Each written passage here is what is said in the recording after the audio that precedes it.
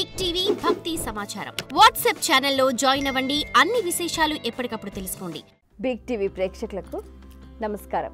మాఘపురాణం ప్రత్యేక కార్యక్రమానికి సాదర స్వాగతం. శ్రీ మహాగణాధిపతే నమః, సరస్వత్యే నమః, శ్రీ గురుభ్యో నమః. మాఘపురాణం 29వ అధ్యాయము. కార్తవీర్యార్జునుడు దత్తాత్రేయుడు. ఒకానొక సందర్భంలో మహిష్మతి అనే రాజ్యాన్ని పరిపాలిస్తున్న కార్తవీర్యార్జునుడు సహ్యాద్రి పర్వత శ్రేణులలో తపమాచరిస్తున్న దత్తాత్రేయుని దగ్గరికి వెళ్ళి, స్వామి, మీ వల్ల, మీ అనుగ్రహం వల్ల నేను ఇప్పటి వరకు ఎన్నో విషయాలు తెలుసుకున్నాను. అయితే ఈ మాఘ స్నాన ఫలితం ఏంటి, దీని గురించి నాకు తెలియచేయండి అని అంటూ ఎంతో వినయంగా అడిగాడు.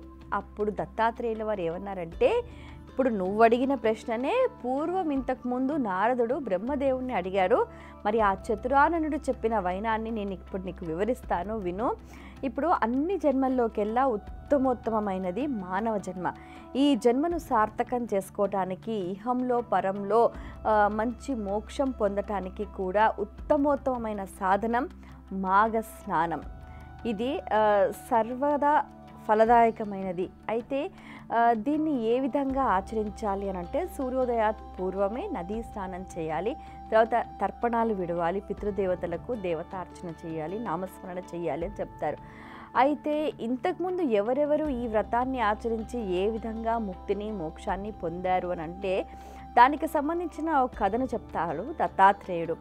ఒకానొక సందర్భంలో నర్మదా నదీ తీరంలో ఒక రుక్షక అనే ఒక కన్య ఉండేదన్నమాట. ఆ కన్య చాలా సౌందర్యవతి, చాలా సుగుణవతి, చాలా సౌశీల్యంతో ఉంటుంది. అయితే ఆ అమ్మాయికి ఆ తండ్రి చిన్నప్పుడే పెళ్లి చేశాడు. కొంతకాలానికే భర్త గతించాడు. ఆమెకు ఏం చేయాలో అర్థం కాదు. అదే అడవులలో ఘోరమైన తపస్సు చేస్తూ ఉంటుంది. ఆకులు అలములు తింటూ తపస్సు చేస్తుంది. ఈ క్రమంలో మాఘమాసం సమీపించింది. ఆమె ఎంతో దీక్ష దక్షతలతోటి, ఎంతో ఏకాగ్ర చిత్తంతో, ఎంతో భక్తి శ్రద్ధలతో మాఘమాసం 30 రోజులు కూడా ఆ నర్మదా నదిలో సూర్యోదయాత్ పూర్వమే స్నానం చేసి తపస్సు చేస్తూ ఉండేదన్నమాట. ఆ విధంగా చేయగా ఆమెకు మరణం సమీపించిన తర్వాత కొంతకాలం ఆమె విష్ణులోకంలో, మరికొంతకాలం సూర్యలోకంలో, ఆ తరువాత బ్రహ్మలోకంలో నివసించింది అన్నమాట. అయితే ఇదిలా ఉండగా, ఈ స్టోరీ ఇలా ఉండగా భూలోకంలో ఏమవుతుందనంటే, సుందోపసుందులు అనే ఇద్దరు రాక్షసులు శివుని వర అనుగ్రహం చేత బలమద గర్వంతో విర్రవీగిపోయి అందరినీ నానా కష్టాలు పెట్టారు. అప్పుడు ఏంటి, దేవతలందరూ మళ్ళా బ్రహ్మదేవుడి దగ్గరికి వెళ్ళి మొరపెట్టుకుంటారనమాట. మరి మొరపెట్టుకుంటే మాకేది గతి, ఈయన ఇన్ని కష్టాలు పెడుతున్నారు ఈ రాక్షసులు, వాళ్ళ బాధలు మేము ఓర్చుకోలేకపోతున్నాము, మమ్మల్ని రక్షించాలి, మీకిదే దిక్కు అని అంటే సరే అని చెప్పి వాళ్ళని పంపిస్తారనమాట, సర్ది చెప్పి. అయితే ఇప్పుడు ఈ బ్రహ్మలోకంలో నివసిస్తున్న రుక్షక అనే కన్యకు తిలోత్తమ అనే నామకరణం చేస్తాడు బ్రహ్మదేవుడు. అయితే ఈ తిలోత్తమను ఏం చేస్తాడు, భూలోకానికి పంపుతాడు. ఈ సుందోపసింధులు వాళ్ళల్లో వాళ్ళు కలహించుకుంటే కానీ మరణం చెందరు, అటువంటి వరాన్ని పొందారు. కాబట్టి నీవు నీ సౌందర్యంతో వాళ్ళని చంపాలి, సంహరించాలి, ఈ సురలోకానికి ఆనందాన్ని కలుగజేయాలని అంటారు. సరే చిత్తం, మీరేది చెప్తే అదే అని ఆమె తిలోత్తమ భూలోకానికి వస్తుంది. అయితే ఆ నర్మదా నదీ తీరంలో అలా సంచరిస్తూ ఉంటుంది. అయితే ఎలాగో దూతల ద్వారా ఆమె సౌందర్యం గురించి, ఆమె చతురత గురించి, ఆమె గురించి తెలుసుకుంటారు సుందోపసింధులు. ఆమెని పిలిపిస్తారు. నీ అందం, నీ సౌందర్యం మమ్మల్ని ముక్తుల్ని చేస్తుంది, మమ్మల్ని వివాహం ఆడు అని అంటారనమాట. సరే వివాహం ఆడతాను, కానీ వివాహం అనేది ఎవరినో ఒకరినే కదా చేసుకోవాల్సింది, మరి మీ ఇద్దరిలో ఎవరు గొప్పవారు, మీరు ప్రూవ్ చేసుకుంటే అలా మీలో ఎవరినో ఒక్కరి నేను వివాహం ఆడతాను అని అంటుందన్నమాట.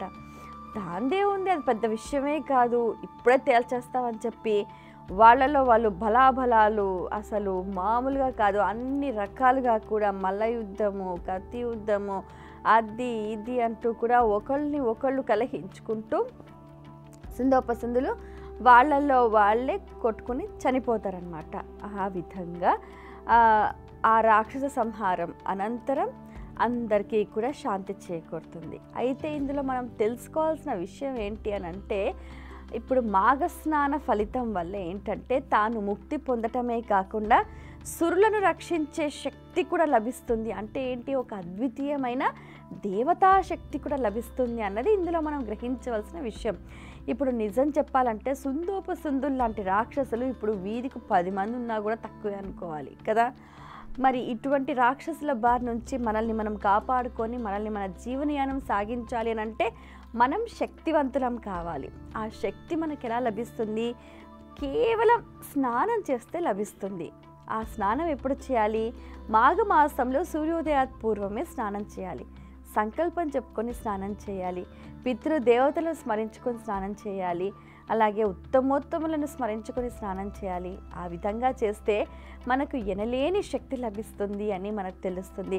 మరి ఈ వృత్తాంతం సాక్షాత్తు దత్తాత్రేయుల వారు కార్తవీర్యార్జునుడికి తెలియచేశాడు.